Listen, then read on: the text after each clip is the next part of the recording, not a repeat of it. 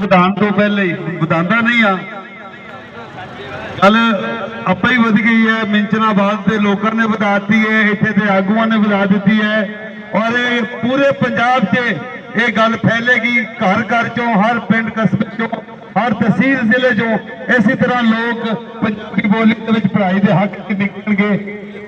अगले निकलणगे। तारीखी एक साडा राइट है, इलमी तालीमी साडा राइट है। इस हवाले नाल हुण असीं समझने हैं कि जिन्होंने पंजाबी की एक लहर बना दी है, पूरे पंजाब से गल चला दी है, वो नौजवान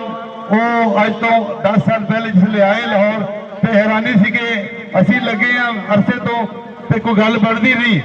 पर इन्होंने अहमद रजा वट्टू होरां ने पंजाबी प्रचार तंजीम बना के पूरे पंजाब से पूरे लाहौर दियां सड़कों को रंग दिता है, उत्थे दे लोगों को बाहर ले आंदा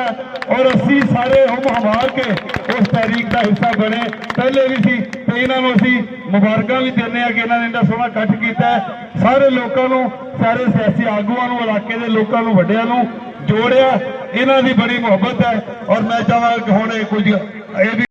ज़खीरा अल्फाज के हवाले नाल इस वेले दुनिया की जिथे हज़ारों ज़ुबानां ने 9वीं वड्डी ज़ुबान है पंजाबी, 5,500 साल पुरानी ज़ुबान पंजाबी, बलोच, सिंधी ते पश्तून,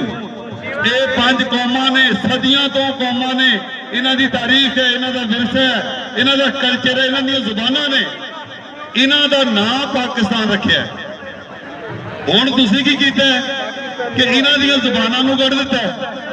इन्हां दी ज़ुबानां च तलीम नहीं है। अगर लेके हम थोड़ी शुरू की दूसरे बलोचा ने ते पश्तूना ने,